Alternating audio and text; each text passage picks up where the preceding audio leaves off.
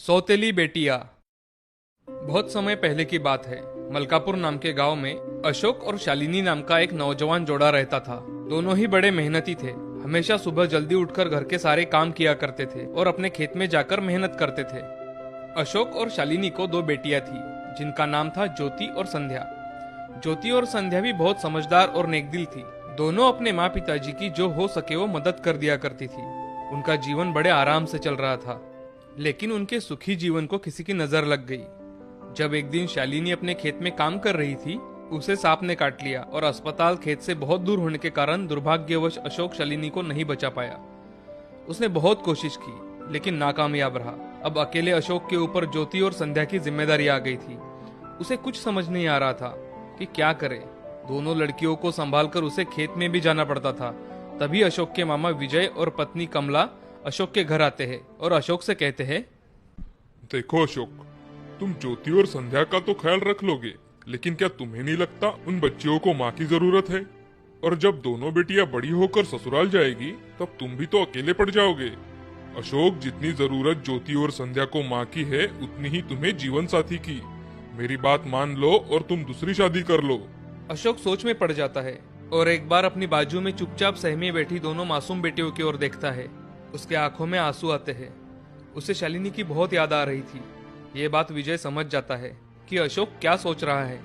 अशोक, मैं तुम्हारी भावनाओं को समझ सकता हूँ, लेकिन अब जो हुआ है उसे तुम और हम चाहकर भी तो नहीं बदल सकते। मेरी बात मान लो और तुम दूसरी शादी कर लो। अपने लिए ना सही, दोनों बच्चों के खातिर तुम्हें शादी कर लेनी चाहिए। अशोक बहुत सोचने के बाद शादी के लिए तैयार हो जाता है और पड़ोसी गांव की लड़की शीला से शादी कर लेता है। शादी के बाद शीला ज्योति और संध्या का बहुत अच्छे से ख्याल रखने लगी। ये देखकर अशोक को भी अच्छा लगा। उसे हमेशा ये डर लगा रहता था कि कहीं शीला उसकी बेटियों से सौतेला व्यवहार ना करे, लेकिन ऐसा बिल्कुल नहीं था। ज्योति और संध्या भी अब शीला के साथ अच्छे से घुल मिल गए थे। सब कुछ अच्छे से चल रहा था। अशोक भी ये सब देखकर बहुत खुश था। ऐसे ही 1-2 साल बीत जाते हैं और शीला को एक लड़का होता है। अशोक बहुत खुश होता है। अशोक उसका नाम वैभव रखता है। ज्योति और संध्या भी अपने छोटे भाई का अच्छे से ख्याल रखती है, लेकिन अब धीरे धीरे शीला का व्यवहार ज्योति और संध्या के लिए बदल जाता है। शीला अब अशोक के सामने ज्योति और संध्या से अच्छे से पेश आती थी और जैसे ही अशोक खेत में जाता था उनसे घर के सारे काम करवाती थी और अच्छे से कुछ खाने को भी नहीं देती थी। एक दिन दोनों बहनें घर के बाहर एक पेड़ के नीचे बैठकर एक दूसरे से बातें कर रही थी। संध्या, क्या तुम्हें नहीं लगता कि माँ अब हम दोनों की तरफ जरा भी ध्यान नहीं देती और पेट भर के खाना भी नहीं देती? जब देखो तब सिर्फ और सिर्फ काम ही बताती रहती है। हाँ दीदी, मुझे भी बहुत काम करने लगाती है और खाना मांगो तो अनसुना कर देती है। मैंने तो 3-4 दिन से अच्छे से पेट भर के खाना भी नहीं खाया है। ये सारी बातें उनकी पड़ोसन नीलिमा सुन लेती है और थोड़ी देर बाद ज्योति और संध्या को आवाज देती है। ज्योति, संध्या, कहाँ हो बेटा? जरा यहाँ आओ, मुझे कुछ काम है तुम दोनों से। ज्योति और संध्या नीलिमा चाची की आवाज सुनकर उनके यहाँ जाती है। अरे बेटा, आज तुम दोनों को छुट्टी है ना, तो तुम दोनों मुझे बस ये पापड़ धूप में डालने की मदद कर दो। हाँ चाची, क्यों नहीं, ये तो बस 10 मिनट का काम है। आप जाकर अपना दूसरा काम कीजिए, हम दोनों बहनें अभी आपका ये काम कर देते हैं। नीलिमा जानबूझकर उन्हें वो काम बताकर घर के अंदर चली जाती है और गर्मा गर्म खाना बनाती है। तभी थोड़ी देर में संध्या नीलिमा चाची को आवाज लगाती है। अरे चाची, कहाँ हो आप? सारे पापड़ हमने धूप में डाल दिए हैं, आकर देख लो। अरे बेटा, आप दोनों अंदर आ जाओ, और एक काम है। संध्या और ज्योति नीलिमा चाची के घर के अंदर जाती है और देखती है चाची ने दोनों के लिए थालियां परोस के रखी है। दोनों नीलिमा चाची की ओर देखती है। तभी चाची, अरे बेटा, आज अकेले खाना खाने का मन नहीं हो रहा था, तो सोचा हम तीनों मिलकर ही खाते हैं। चलो जल्दी बैठो, नहीं तो खाना ठंडा हो जाएगा। तीनों मिलकर भरपेट खाना खाते हैं। संध्या और ज्योति ने आज बहुत दिनों बाद भरपेट खाना खाया था। अब ऐसे ही कुछ न कुछ बहाना बना के नीलिमा चाची उनको हर रोज खाना खिलाती थी। इधर शीला दिन ब दिन अपने दोनों लड़कियों को तकलीफ देती थी। अब दोनों बहनें बड़ी हो गई थी। अगर कभी उन्होंने शीला को उल्टा जवाब दिया तो उनके गाल पकड़ से पकड़कर नोचती थी। उनकी पढ़ाई भी शीला ने अब बंद कर दी थी। वो उन्हें दूसरों के खेतों में काम के लिए भेजती और खुद घर पर बैठकर आराम किया करती थी। दोनों बहनें अपनी सौतेली माँ का ये अत्याचार बिना कुछ बोले सह रही थी। उन्होंने कभी भी अपने पिता अशोक से शीला के इस बर्ताव के बारे में नहीं बताया। ऐसे ही कुछ साल बीत जाते हैं। दोनों ही बहनें दिखने में बहुत सुंदर थी। अब दोनों शादी के लायक बन जाती है। दोनों दिखने में इतनी सुंदर थी कि उनके लिए बहुत अच्छे अच्छे रिश्ते आने लगे। अब कुछ ही दिनों में दोनों बहनों की अच्छे घरों में शादी हो जाती है। इधर उनका भाई वैभव भी अब बड़ा हो गया था। वैभव बहुत ही बदतमीज और घमंडी लड़का था। जितना ज्योति और संध्या अपने माँ पिता का सम्मान करते थे, वो उतना ही उनका अपमान किया करता था। एक दिन वैभव अपनी माँ से, माँ, मुझे आज कुछ भी करके 10,000 रुपए चाहिए। 10,000? इतने पैसों की तुम्हें क्या जरूरत है? अभी तो तुम्हारे कॉलेज की फीस भर दी है। मुझे जरूरत है, अगर नहीं मिले तो मैं घर छोड़कर जाऊंगा। शीला उसे 10,000 रुपए दे देती है। उसका लाडला जो बेटा था, अब धीरे धीरे वैभव ऐसे ही घर से पैसे लिया करता था। वह गलत काम करने लगा था। लोगों के साथ घूमने जाना, दोस्तों के ऊपर पैसे उड़ाना। अगर उसे घर से पैसे नहीं मिलते तो वो अब घर की चीजें भी चुरा कर बेचने लगा था। ये सब अब शीला और अशोक को भी पता चल गया था। एक दिन शीला अशोक से, क्यों ना हम वैभव की शादी कर दे? मुझे लगता है कि उसकी शादी होने के बाद उसमें सुधार आएगा। हाँ ठीक है, मैं वैभव के लिए लड़की देखता हूँ।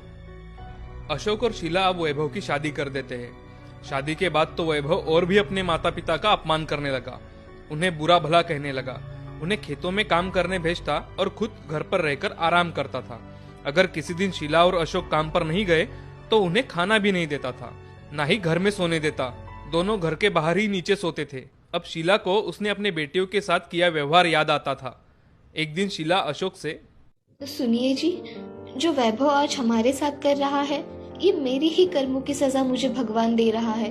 मैंने हमारी बेटियों के साथ जो किया वही आज मुझे भुगतना पड़ रहा है। मैंने वैभव के आने के बाद कभी ज्योति और संध्या को भरपेट खाना नहीं खिलाया। मैंने उनकी पढ़ाई बंद कर दी, उनको दूसरों के खेतों में मजदूरी करने भेजा, घर का सारा काम भी उनसे करवाया। जो जो गलत मैंने उनके साथ किया है वो सब मुझे आज सहना पड़ रहा है, और मेरे साथ आपको भी। देखो शीला, कर्मों का फल कभी दूसरे जन्म में नहीं भरना पड़ता। जैसे हमारे कर्म होंगे वैसे ही आगे हमें भुगतना पड़ता है। बुजुर्गों ने ऐसे ही थोड़ी कहा है, जैसी करनी वैसी भरनी। इसी जन्म में हमें अपने कर्मों का फल मिलता है। कल मेरी बड़ी बेटी ज्योति आने वाली है, वो मुझे साथ लेकर जाने वाली है। तुम रहो अपने लाडले बेटे के साथ। मेरे लाख मना करने के बाद भी तो तुमने सब कुछ उसके नाम कर दिया था, अब भुगतो। अशोक की ये सारी बातें सुनकर शीला जोर जोर से रोने लगती है। उसे अपने किए पर बहुत पछतावा हो रहा था, लेकिन अब कर भी क्या सकती थी। दूसरे दिन ज्योति और संध्या अपने पिता के घर आती है। दोनों को देखकर शीला बहुत रोने लगी और शीला संध्या से, बेटियों, मैंने तुम्हारे साथ बहुत गलत किया है। मैं ये सोचती थी कि तुम दोनों तो एक दिन ये घर छोड़कर चली जाओगी, लेकिन वैभव ही है जो मेरे बुढ़ापे का सहारा बनेगा। इसीलिए मैंने हमेशा तुम दोनों पर ध्यान दिया ही नहीं, ना ही तुम्हें कोई सुख दिया।